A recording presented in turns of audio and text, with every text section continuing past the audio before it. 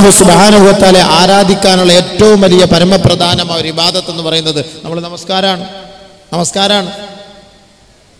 പരിശുദ്ധ പ്രവാചകൻ കഅബയുടെ ഖില്ല പിടിച്ചിട്ട് പോലും അല്ലാഹുവിന്റെ റസൂൽ പറഞ്ഞത് എന്തെന്നറിയുമോ? നബിയുനാ റസൂലുള്ളാഹി തങ്ങൾ അഖദ ബി ഹൽഖതി ബാബിൽ കഅബ, കഅബയുടെ ഖില്ല പിടിച്ചുകൊണ്ട് അല്ലാഹുവിന്റെ റസൂൽ പറയുകയാണ്, ഇന്ന മിൻ അശറാത്തിസ് സആ, ഖിയാമത്തിന്റെ അടയാളമാണ് സഹാബ ഇമാതത്തുസ് സലാ,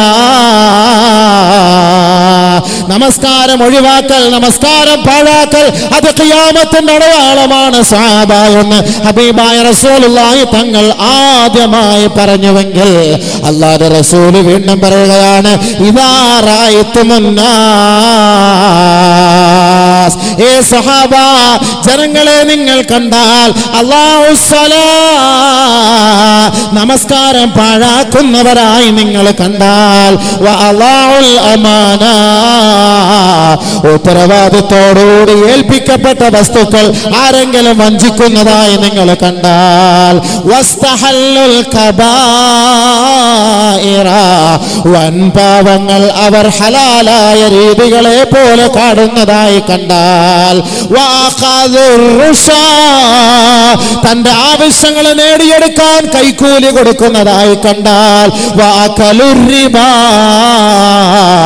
പലിശ തിന്നുന്നതായി കണ്ടാൽ, ഫന്തളിറിസ്സാ, ആദരവായ റസൂലുള്ളാഹി തങ്ങൾ പറയുകയാണ്, ഏ സഹാബത്തെ അത് ഖിയാമത്തിന്റെ അടയാളമാണ്, അത് ഖിയാമത്തിന്റെ അടയാളമാ. ഹബീബുനാ ശഫീഉനാ റസൂലുള്ളാഹി, എന്താ അല്ലാഹുവിന്റെ റസൂൽ പറഞ്ഞത്? ഇദാ റഅയ്തുമുന്നാസ, ജനങ്ങളെ നിങ്ങൾ കണ്ടാൽ, അല്ലാഹുസ് സലാ, നമസ്കാരം പാഴാക്കുന്നവരായി കണ്ടാൽ, ഫന്തളിറിസ്സാ, അത് ഖിയാമത്തിന്റെ അടയാളമാണ്, ഖിയാമത്തിന്റെ അടയാളമാണ്. എത്രത്തോളം എന്ന് വെച്ചാൽ നബിയുനാ റസൂലുള്ളാഹി തങ്ങൾ പറഞ്ഞു, യഅതി അലന്നാസി സമാൻ, യഅതി അലന്നാസി സമാൻ, ഒരു കാലഘട്ടം എൻ്റെ സമുദായത്തിന്റെ മേൽ കടന്നു വരുമത്രേ. യഅതൂനൽ മസാജിദ, ആ ജനങ്ങളെ പള്ളികളിലേക്ക് കടന്നു വരും. വയഖൂദൂന ഫീഹാ ഹിലഖൻ ഹിലഖാ, വെറുതെ അവർ പള്ളികളിൽ വന്ന് വട്ടം കൂടി ഇരിക്കുമത്രേ. ദിക്റുഹും അദ്ദുനിയാ വഹുബ്ബുദ്ദുനിയാ, അവരുടെ സംഭാഷണവും അവരുടെ ഭാഷണവും ദുനിയാവേ ദുനിയാവേ ദുനിയാവേ.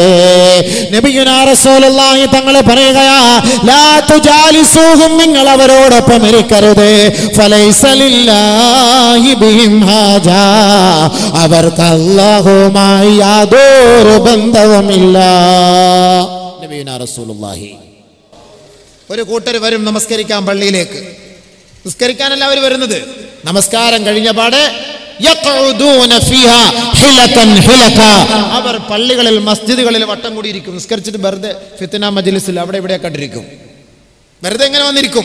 എന്നിട്ട് നാട്ടുകാരുടെ കാര്യം, കമ്മിറ്റിക്കാരുടെ കാര്യം, റോഡിൽ കൂടെ പോകുന്നവന്റെ കാര്യം, മൊയ്ലിയാരുടെ കാര്യം, തങ്ങളുടെ കാര്യം, കമ്മിറ്റി, മുൻ കമ്മിറ്റിയുടെ, ഇപ്പോഴുള്ള കമ്മിറ്റിയുടെ, ഉറൂസ് കമ്മിറ്റിയുടെ 7